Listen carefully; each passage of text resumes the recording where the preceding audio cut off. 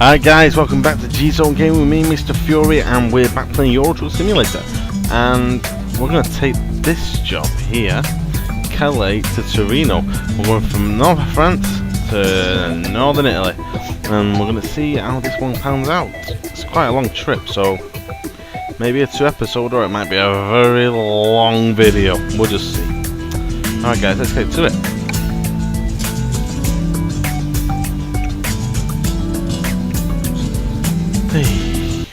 I'll have to drive to the place, won't we? Come on, hurry up now. My computer's been really slow recently. I don't understand. It seems to be lagging quite a bit. I'm gonna have to check on a few things, I think. Anyway, let's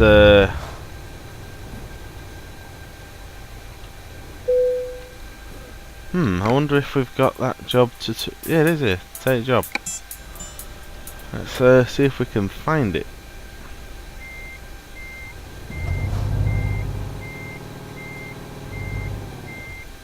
There it is. There it is, guys. At least we don't have to travel to a pickup location. We're already at the location. So we're hauling this time. Whoa! We cut that a bit close, didn't we? Did you see even the light?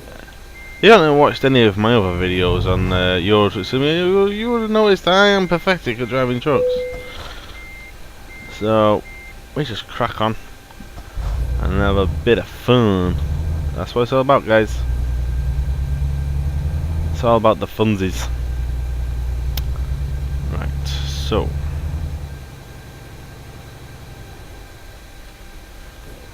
let's check our windows. Yeah, you'll stop.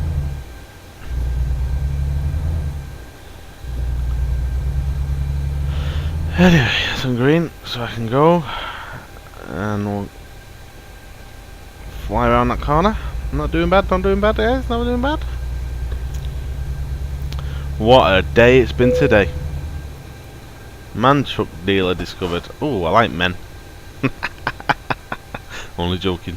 I like the trucks. I like the trucks. If you like men, that's perfectly fine, but not my cup of tea. It's not the way the cookie crumbles, my friends, with me, I'm afraid. Da, da, da. I just want to get on out of the city area, and then we can relax then, can't we? Because this is where I normally crash a hell of a lot on these and speed and all kinds of fun. So we're just gonna kick it, stick at the old 30 miles an hour zone.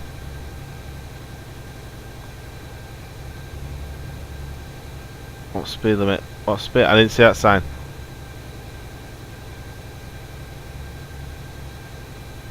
90 is about what, 60 mile an hour, right?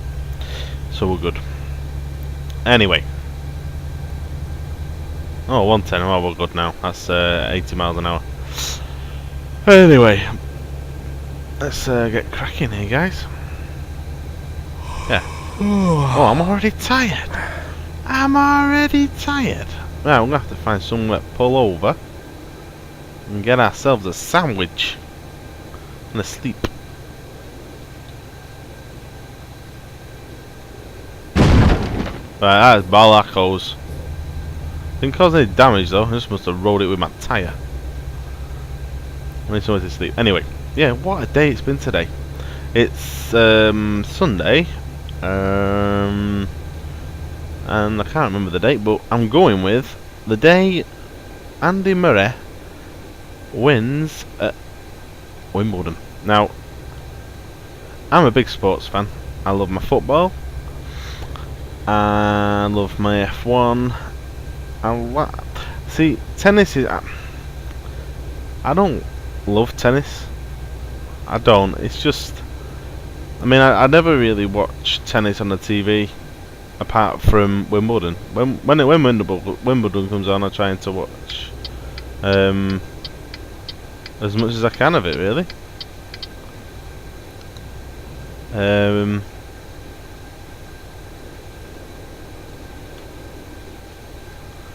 I watched it today, and the F1 was on today, the German Grand Prix at the Nürburgring. So it's been, my son, bless his heart, hasn't had the very best of days TV wise, because normally he gets up, has his Cocoa Pops or whatever, toast or something for his breakfast. He's only 2, mind, and then you know, he'll sit on the couch, play with the iPad or phone or something for half an hour until he gets bored, and then, you know, Peppa Pig or Disney Channel's on all day.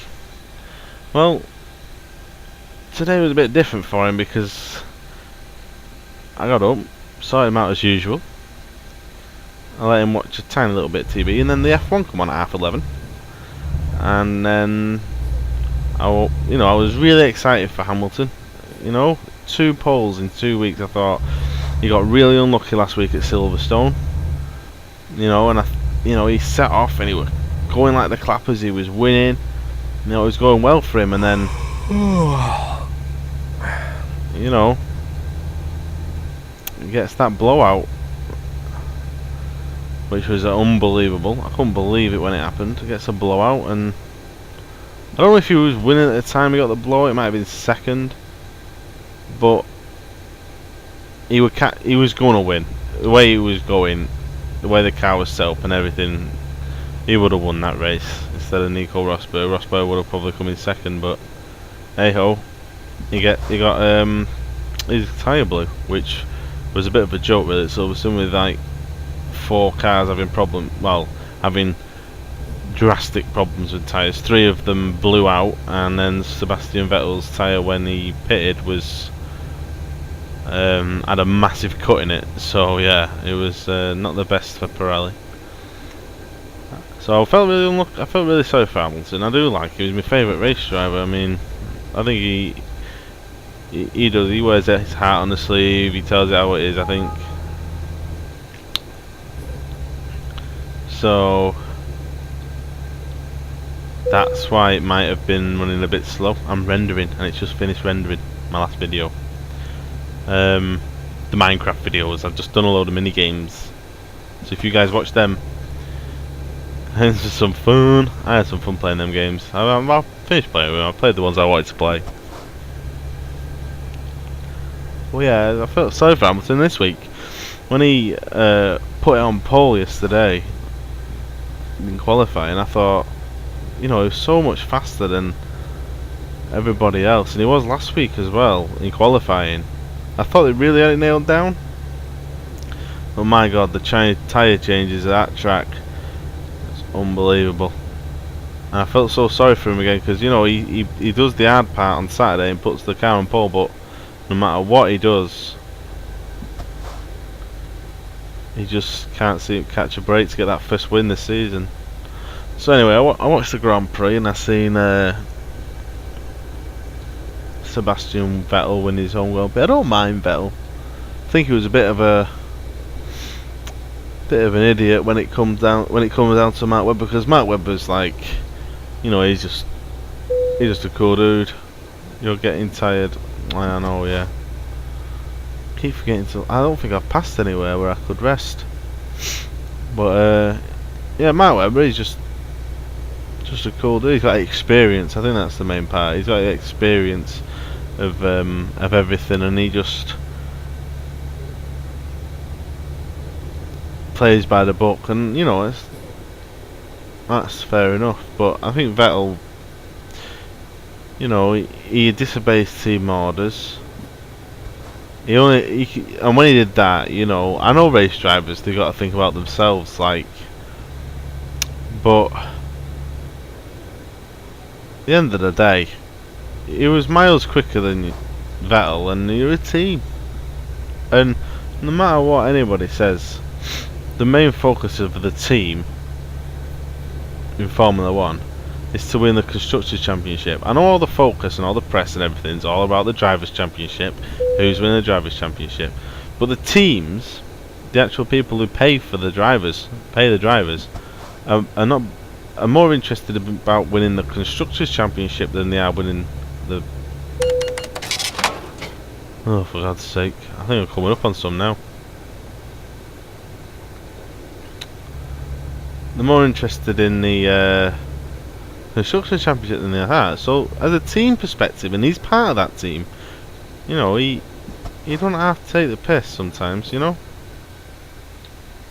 Right, I saw truck stop. Here we go. I need to rest. I don't like the night time either.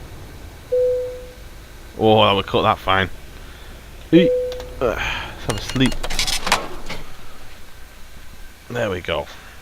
I just woke up.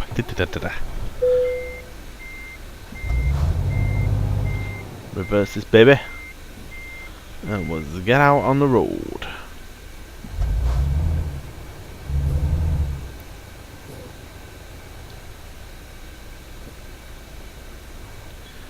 Yeah. Yeah, you'll let me go. Yeah, you'll let me go. So yeah, this is quite a long drive anyway. So yeah, I watched the Grand Prix. And then flicked over as soon as the Vettel went over the checkered flag because Wimbledon was on. And I think I missed the first game. I think it was 1-0 or 1-1 on games. And I watched the tennis, and I can't believe it.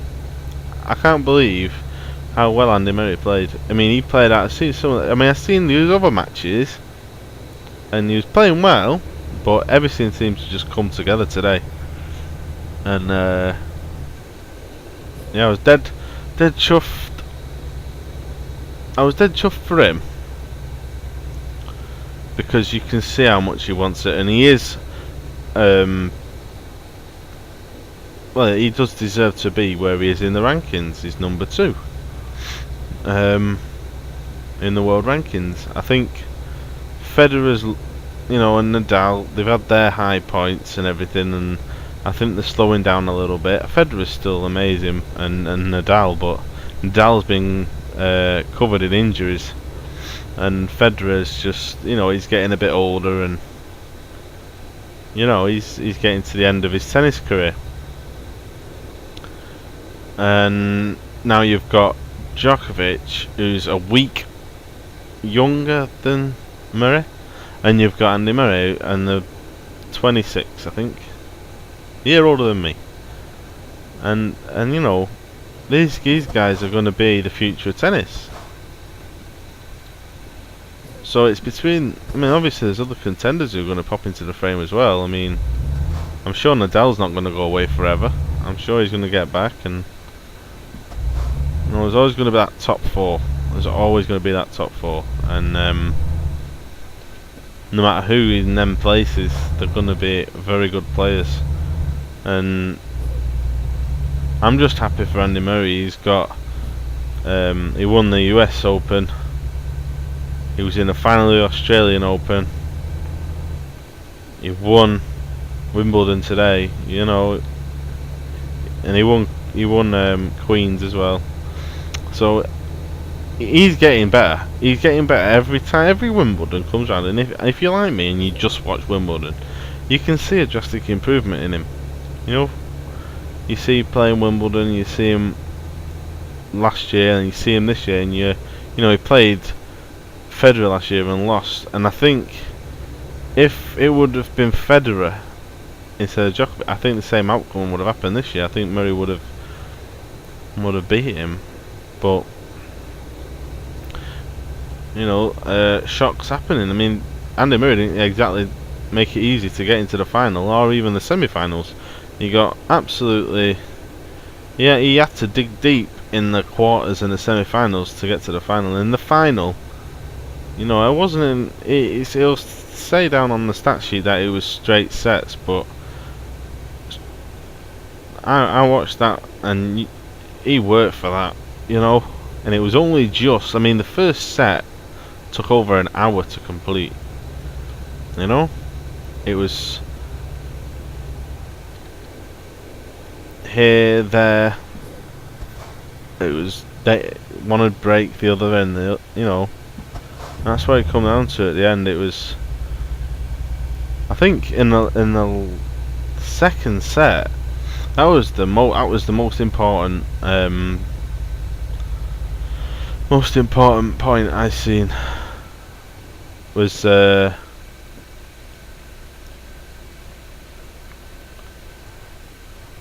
and Djokovic. Djokovic broke Murray, and he was 4-1 up in games, and then it was Murray's serve, and he won his serve, and then he had, I think he was 30 love. He was losing to Djokovic, and he turned it around, and he actually broke back. And then the game after that, when it was obviously him to go tie with him at 4-all, it was like juice for ages, and they were just knocking it and knocking it and knocking it, and he managed just about to get it. And that was the most important point in that game, when Murray actually broke back and got level with him, and then he was managed to go onto there and win that second set. And then when that second set was won, I mean, Jesus Christ. And then in the speed cameras, in the third set, my God, that last game, it was Murray was 40 love. It was his serve to win the game. 40 love. He had 3 match points. I couldn't, 3 chances to get it right. I think he did a couple of double faults in the game as well, but that was, acceptable, with the pressure of the match. But yeah, he managed to crack on there.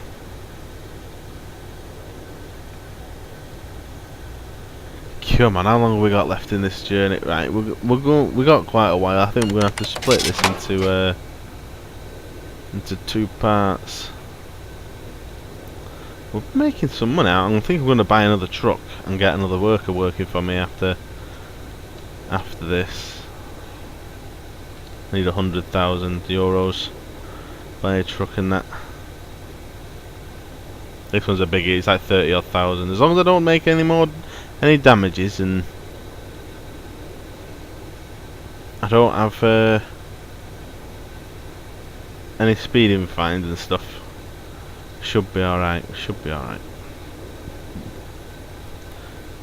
But yeah, it's been a good weekend for sport, really. The Lions, the English-Irish Lions, they won their series, and I'm not a follower of rugby. I don't have a great interest in it. It's just the way I've been brought up through family and stuff. It's just not something that's interested me at all during my life, And I respect the game, and I understand why people love the game, but it's just not for me, guys.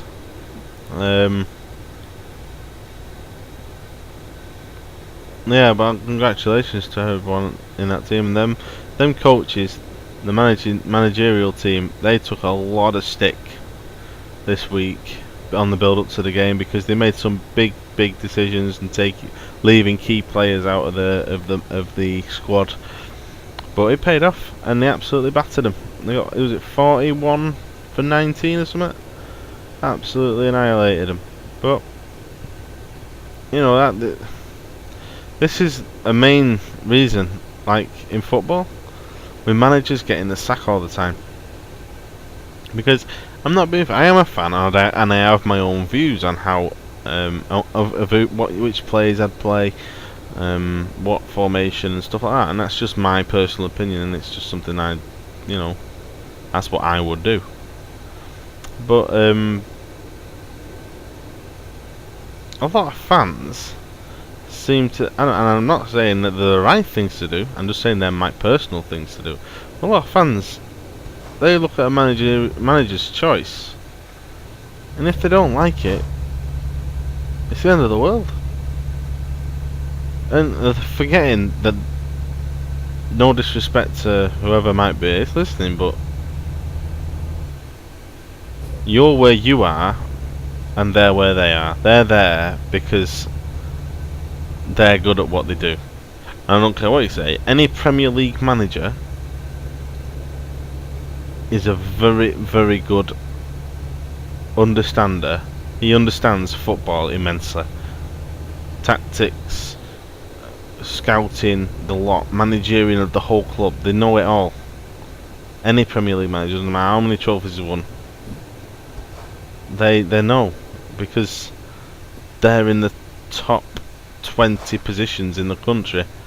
So top 20 out of 20 people in the country are managers of Premiership football clubs. I want to fucking buy a thing here. So it really gets on my nerves when fans seem to think they know better, because you're forgetting these managers spend a lot of time with the players and training. They see things that you don't see. They know things that we don't know. So when a manager makes a decision, you have to respect his decision. Sometimes it'll work out, sometimes it won't. But don't bash on him for making a decision. So imagine if you was in that role, would you do a better job? I don't think so. You might be able to pick a team that looks decent and or whatever, but you manage a whole club? Nah. You got a special kind of person who has to do that. So I have the utmost respect for every Premier League, any top flight manager in the world, because they're good at what they do. And I think fans are a major reason for most clubs why they get rid of the manager. As soon as the fans start building pressure on the club to get rid of the manager's had it. You know? With exception to the odd one, one of them being Chelsea, because Roman Abramovich is the most impatient person that I know about. I don't say I know him, or but I know about. What do you expect? Just one guy to come in and just change it drastically? People forget when Jose Mourinho come to England the first time and won 2 Premier League trophies straight away. People forget just about how much money at the time they spent on players. Yeah? And what players they brought to the club. And the money that they, it was a hell of a lot of money, and since then player prices have gone up, mainly because of in this generation it's Chelsea and Manchester City. Player prices have gone up, and obviously got PSG and Monaco's now. But obviously in the 90s Man United were paying big money for players, and that started it. Well, I won't say it started it off, because there were some big signings in the 80s at the time, £1 million plus, and in the 80s that was big money, like. But yeah, I won't say United started it all off, but they contributed to it. But in this like era now, since like the Chelsea thing with the money wise, and Manchester City and PSG's and Monaco's, Chelsea haven't actually they spent a lot of money, but not compared to back when Jose Mourinho took over.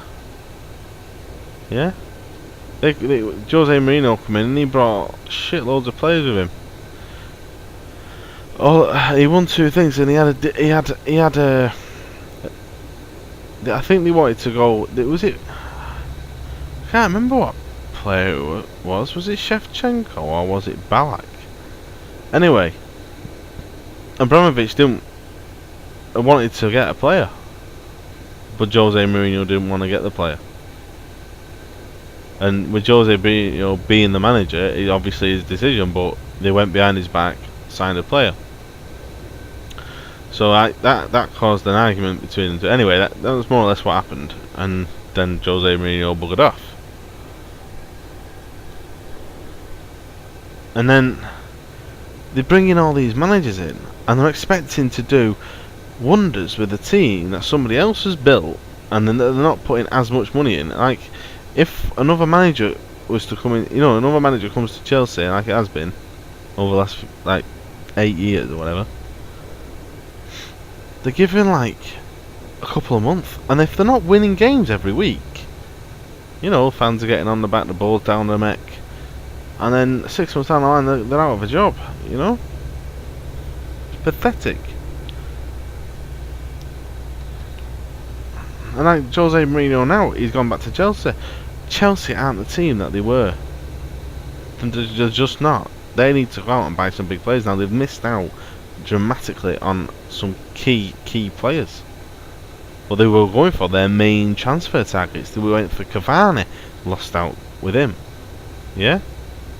That was a massive blow. You know, he is a really good player. So, you know, they went all out for these players, and I think they went for Falcao as well, didn't they? And that fell through.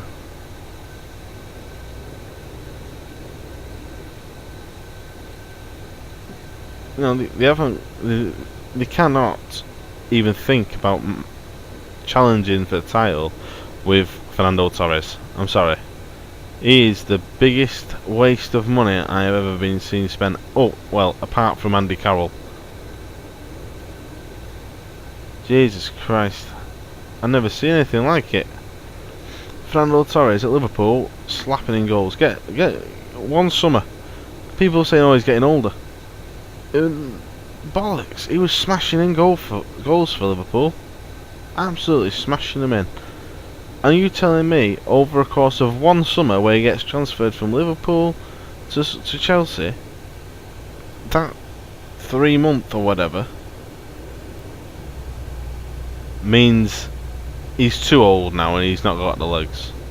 Because that's how long it was. It was 3 months and he went to Chelsea and did nout.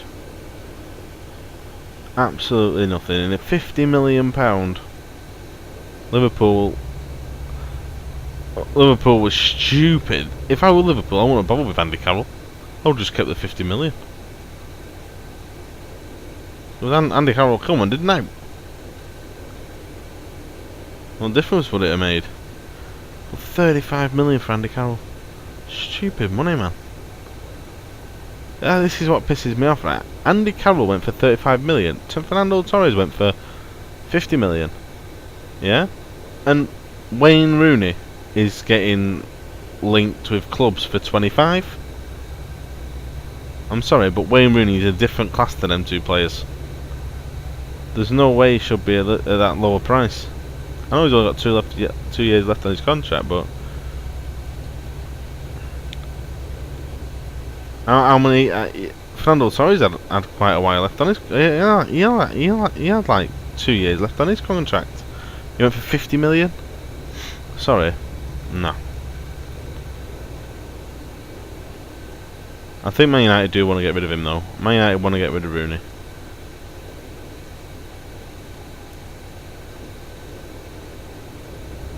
Because I know when Rooney's come out and said, I didn't tell him I want to put a transfer request in. Yeah? And to be fair to him, he never wrote it down. He never wrote it on a piece of paper, I want to leave, and put an official transfer request in. But he held talks with Alex Ferguson and told Alex Ferguson, I want to transfer away from the club. Yeah? I can't see why Alex Ferguson would say that Wayne Rooney had put a transfer request in if it wasn't the truth. It was his last game, or his second to last game, he come out and told us that he put a transfer request in. Yeah?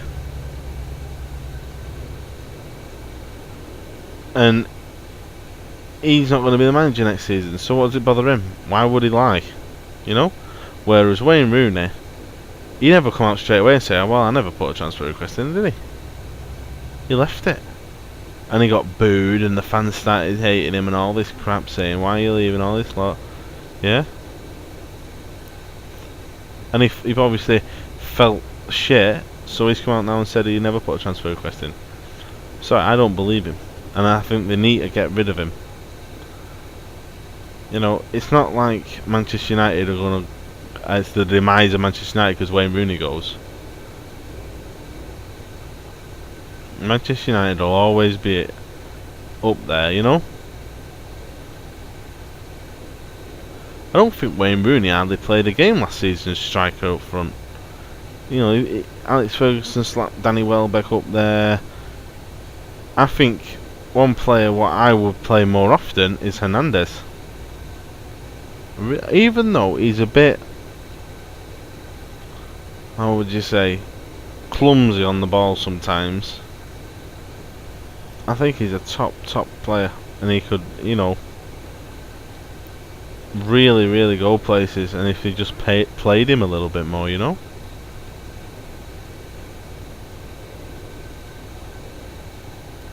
See what I have to deal with. The truck's flying out on me. Hey, tell you what.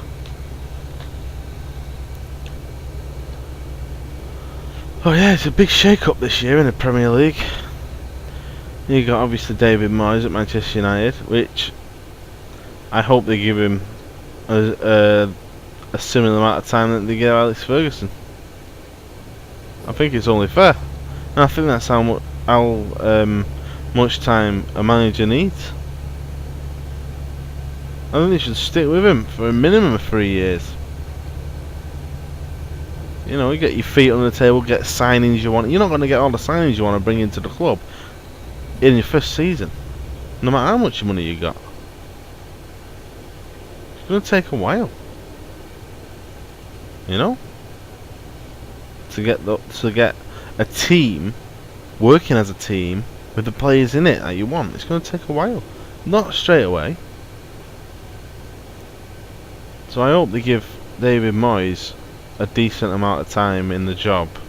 I'm a Man United fan, and personally, I'm not bothered if we don't win anything for 3 years, because, you know, it's a massive change happening at the club now. There's staff going in and staff coming out, and it's a big change. I mean, David Moyes made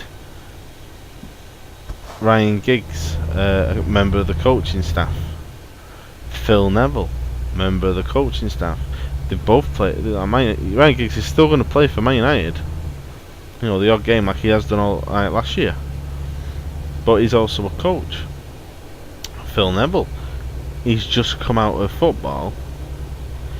I think he was 6 years at Everton. Where was he before that? He was at Man United. You know, I think he's doing all the right things so far, but we'll see. We will see. 80 quid? Jesus Christ.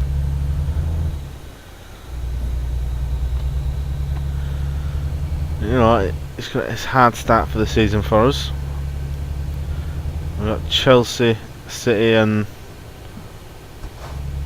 Liverpool, I think, or is it Arsenal? Right, fucking 3 big teams in the first 5 games. Unbelievable. But I'm looking forward to the new season. I'm looking forward to any new signings he brings in. I don't know. People keep going about Ronaldo, and yeah, he's an excellent player, and he'd come back into United and fit like a glove. But you got to think as well, he's going to be 28. And how long can he go like he is doing, you know? Is he another Ryan Giggs? Can he go that long? If you look, yeah, I think he could, but you never know, do you? You never know. Would he want to do that? Would he want to spend the rest of his career with Man United? Or is he coming over here, make a bit of money and bugger off somewhere else? If he comes, that is. I'd like to see him back. He's a great player and, you know, a great addition. But I don't think it's a realistic transfer, to be honest. I know Man United have held talks with Nike to get like a deal going with Nike. Something about free sponsorship or something if they help them pay for Ronaldo to come back. Something about that. which is a bit of money. And David Moyes has been given a lot of money to play with this summer, and I'd like to see what he does with it. But he's in a different supermarket. He was shopping in the Asda's, wasn't he, for players? Now he's in that Marks and Spencers and Harrods now for players. You know, it's different, totally different supermarket to be buying players in. So it'd be interesting to see what he does with the money, whether he spends it wisely. I mean, no manager's perfect. I know they're going to make mistakes on signing. I mean, Alex Ferguson, he made mistakes on signing. Look at Juan Sebastian Ferran, or Taibi, goalkeeper. How shocking was he? He's made some pretty darn crappy choices, but you know, those players were excellent players in their leagues where they played. I think Ferguson learned from those experiences of signing these bad players from different leagues, and went and signed players what he could work with, and he knew for definite that they'd work with the team. But yeah, great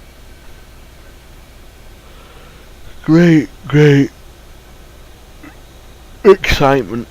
Great excitement for the new season, guys. Should be a lot of fun. We've got City with Platini or whatever his name is. We've got Jose Mourinho back. You know,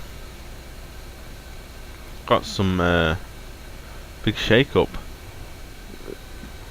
You got to remember, you got Arsenal now with the purse strings loosened, and they can go out now and spend a little bit of money, you know.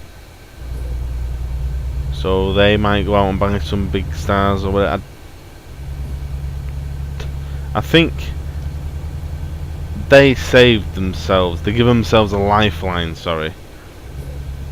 finishing fourth and getting Champions League football next season, because they might be able to bring some bigger names in. But if they wouldn't have got Champions League football, then it doesn't matter about the money side. They wouldn't have been able to attract the players that they're probably going to go for. But I mean, it's great for the English Premier League. I think all these clubs out for the best players in the world.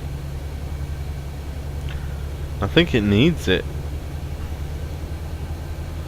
Premier League needs it. It's been a while, you know. Spain dominant for years in Europe, and then people saying the demise of Spain now, which I think is a load of bullshit, and saying it's swifted over to Germany because of the Champions League final. How can you say that? Well, no one said when United and Chelsea were in the final that of the Champions League, when United won 2008, that the English Premier League was the best league in the world, because them two teams got to there. What a load of bullshit people talk. Yeah?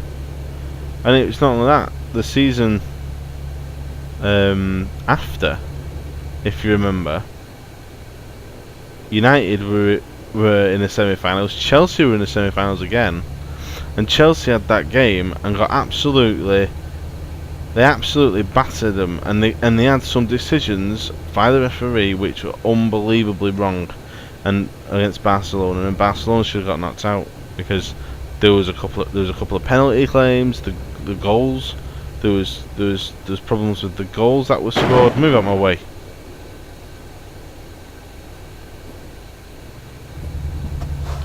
You know, and they should have gone to the final, and that was a massive conspiracy theory, thinking that UEFA didn't want the exact same final what was there the year before, United versus Chelsea. A massive conspiracy theory about it, which you got to say it's a bit iffy, innit? But you know, no one said after those 2 years when we got to the final twice and we got Chelsea should have been there as well twice. No one said, oh, England's the best football league in the world. I think it is. Because I think, on the day, any team in the Premier League can beat any other team in the Premier League. On the day. And you don't get that in Spain. You don't get that in Germany. You don't get that anywhere. Yeah? In other countries, it's always the top 4 who win every week in, week out. Win, and win by a lot of goals. Yeah? And these big stars are looking really good, like they're amazing players, amazing footballers, because they're playing these mediocre teams which are really championship level teams, you know. And I think it's wrong, and that's why some Premier League teams are buying players to come and play in the Premier League, and it's just not working out because the Premier League is a much harder place to come and play football. I mean, look at Spain. You've got what, 4 teams? You got Barcelona, Real Madrid, Atletico Madrid, and Valencia. That's really it. Germany, you've got Bayern Munich, Borussia Dortmund. Who else? I don't know exactly. Yeah, France, Paris Saint-Germain.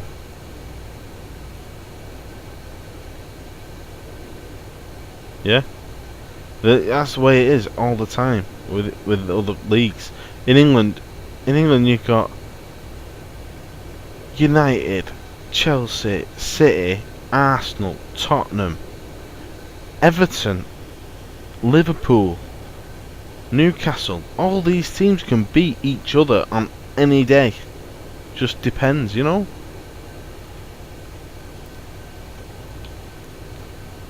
I think it's the best rounded league in the world. Might not show the best football or the best players, but as a league, it is the best league in the world, in my opinion. If someone in the comments says anything about the MSL or MLS, even, I'm blocking you. Jesus Christ. The fucking Major League Soccer. Don't even call it the right thing. Don't even call it football.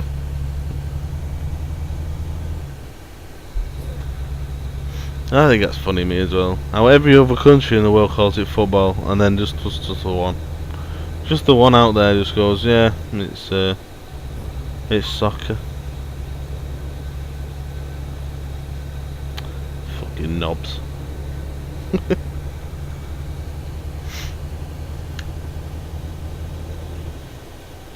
I'm sorry if you're American and you're watching this and you're thinking, what a twat, why are you saying all shit, but you gotta admit, it's a bit fucking weird.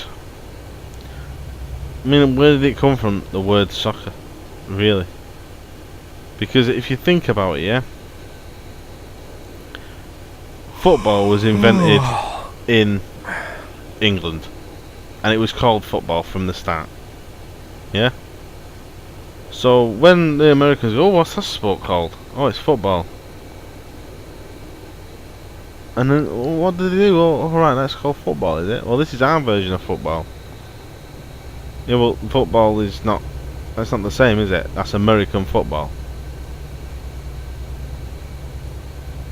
Yeah? Call it American football. But don't call football soccer. Doesn't make sense. They do that with a lot of things. You know, Americans, they do that with a lot of words. Aluminium is a prime example. Aluminium. That's how you say the word. That's how it's spelled. That's how it's supposed to be pronounced. That's what it's been for, you know, as far back as the word's been invented. And then the Americans, oh, what's that? Aluminium. Aluminum? That's aluminum? No, aluminium. Aluminum? What? Are you serious? It's like they've they were talking to that big black dude out at Green Mile when they were telling him about the English language. You know what I mean? I need a bed again. I've slept already on this game. I've slept already, man. That is a long journey though, I suppose. This is going to be a long ass video, but we've had fun. Oh, I have anyway. I enjoy it. I'm surprised I've not gone the wrong way yet. Cause I've just been chatting, I ain't been bloody looking really. I nearly went the wrong way a couple of times. Last couple of videos, if you've watched them, I've gone the wrong pissing way. I started chatting on and driving along the road and not even looked at the sat nav. I've gone straight on. But I think we're doing alright. I think we're doing okay. We've not caused anybody any damage on this trip. I like this game because all I'm doing now is I'm sat back in my armchair with my keyboard on my lap with one hand. You know? I'm just cruising along. It's great. And just chat, talk about random shit. Just talk about stuff what bothers me or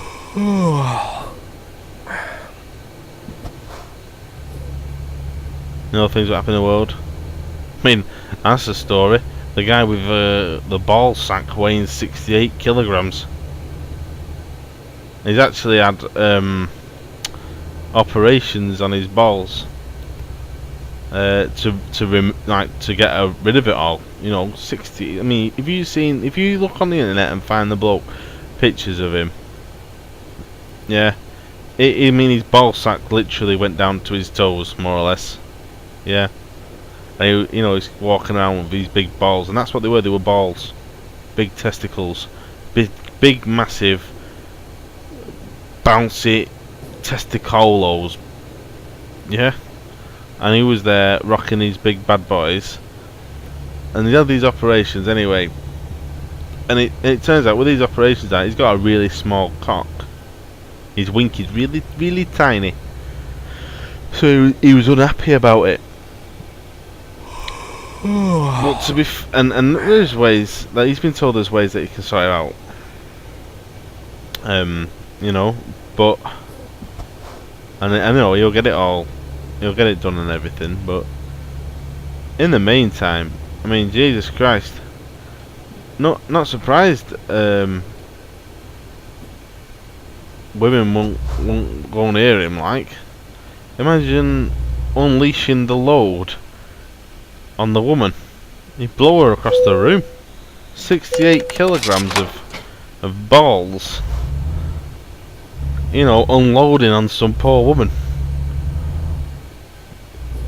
It just that picture alone is just funny. It's just a woman stuck on a wall somewhere with a load of spunk, just blown across the room. So he should be grateful his doodad don't work. Well, apparently they're gonna get them sorted and that. So good luck to him.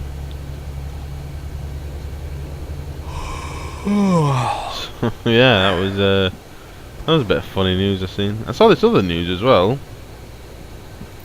about this girl. I think she's 7-year-old in America, and she got basically bullied at school for smelling. You know, she had a bad body odor. So she used to go to school every day, and the kids would point and laugh at her and call her, I think she's called Kelly, Stinky Kelly or whatever.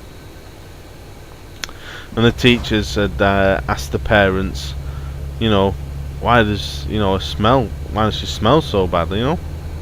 And the parents said, we don't know. She has a bath every day. We've been to doctors and they don't know what it's about. But when they asked the little girl, this 7-year-old little girl, when the last time she had a bath was, I'm going to pull in here. Now that is called driving.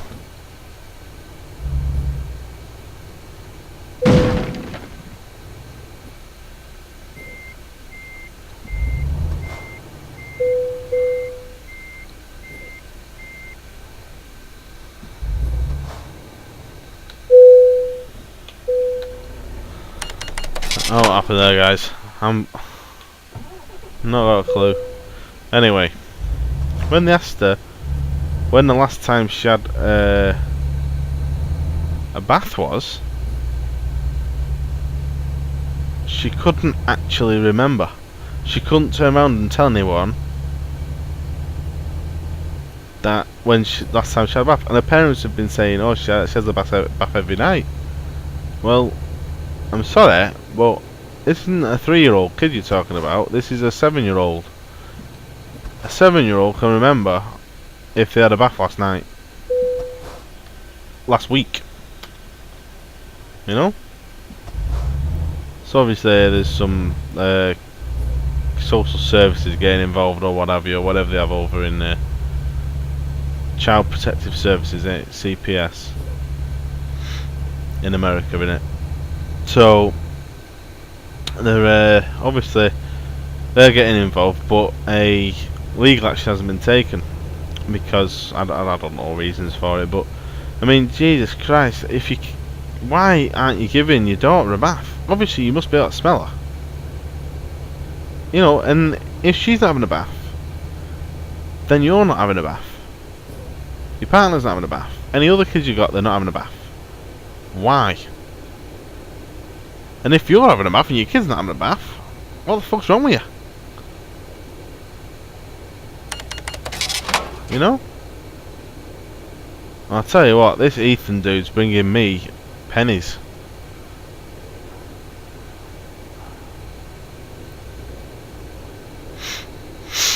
Anyway, so yeah, I couldn't believe that.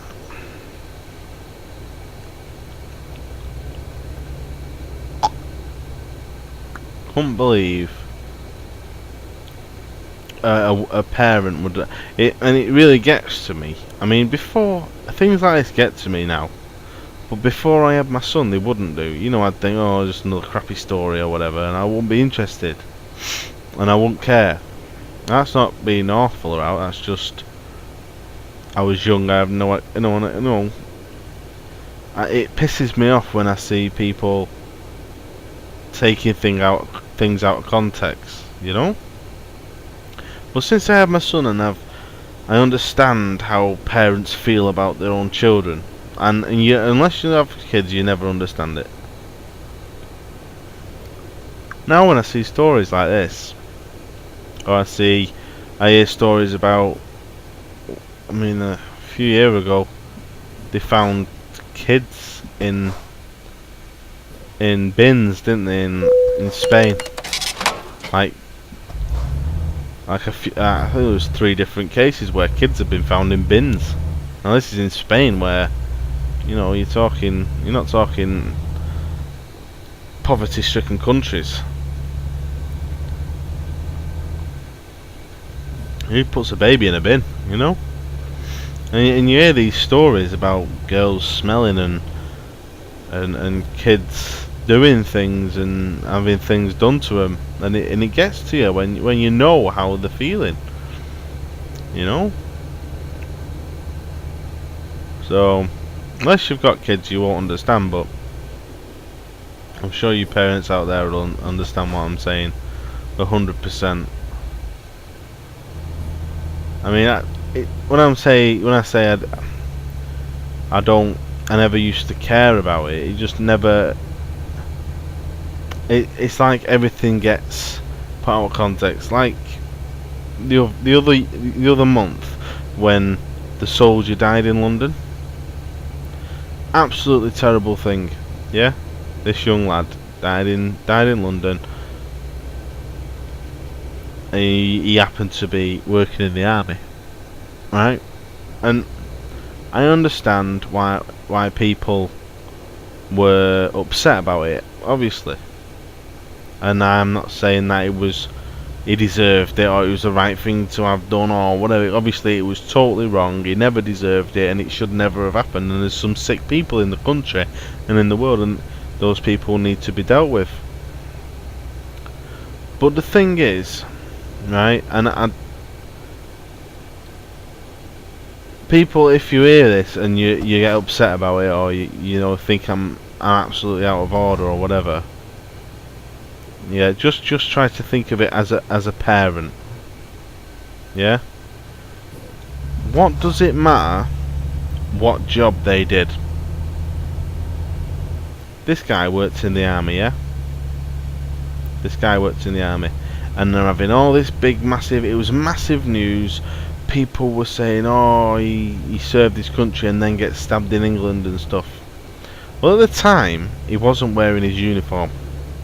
They didn't know he was an army. He worked for the army. He was just another somebody who got stabbed. Stabbings and killings happen every day up and down the country. Around the world.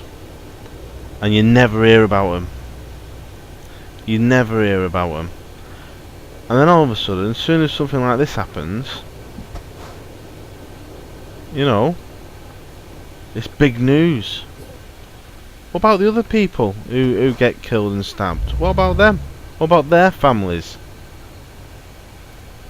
No one shows the amount of sympathy to them victims and the victims' families as they do when this sort of thing happens. I think that's wrong. Every person who gets murdered should be thought of in the same way,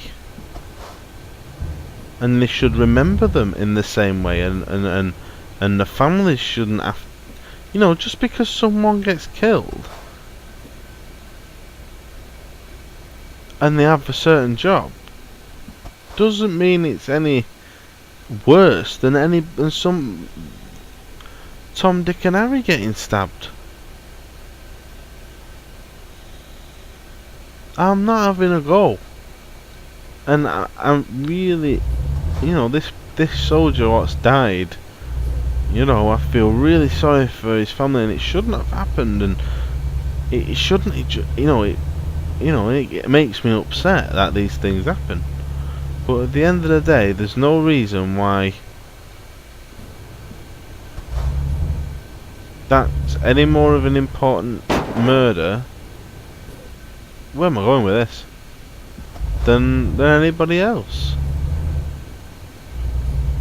You know?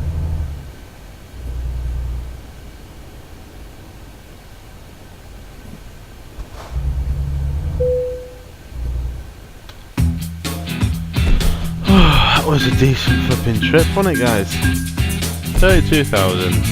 And we're going up to level 8 and easy. Boof.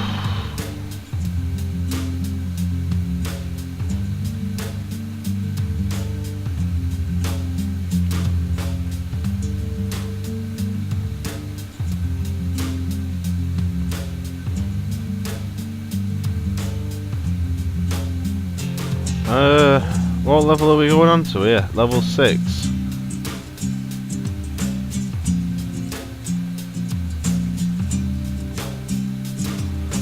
Deliveries costing across the whole of Europe, 30% higher reward for delivery distance longer than 932 miles. Yeah, man. We'll do distances. We'll do distances. So we delivered our truck. So let's see if there's any massive trips.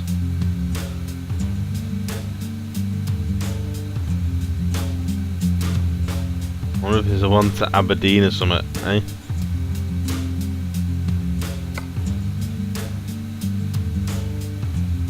Let's sort by distance. How long's that?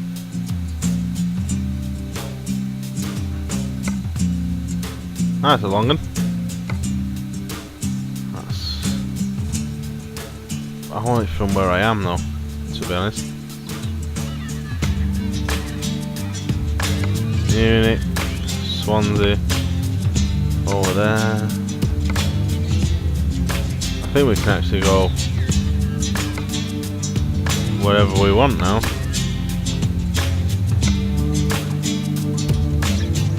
That's a decent trip, isn't it? We go all the way up through Switzerland, up through Germany, Netherlands, and then over to Newcastle. I think we'll do this one. but we'll have a quick look, see if there's any local places like Milan, you know, or Leon. You know, see if there's any decent jobs going there. So I'll catch you guys in the next episode. I'm sorry again if I've upset you with that last topic, but you know, that's my personal feeling about it, and doesn't mean I hated them or anything like that. You know, I felt bad for him, but at the end of the day, I think there's more. If that's the way it's going to be with when people get murdered, I think that there should be more effort put in by the general public when somebody does get murdered, and prevent those murders from even happening. You know, more effort should be put into to stop these people saying, you know, so it's ridiculous, really. But say la vie, such is life. Let's stop this morbid conversation now, and I'll catch you guys in the next episode. Hopefully I'll have some better topics to talk about. I'll try and get some gaming news for you guys. There's not been much this last week, but anyway, I'll catch you guys later.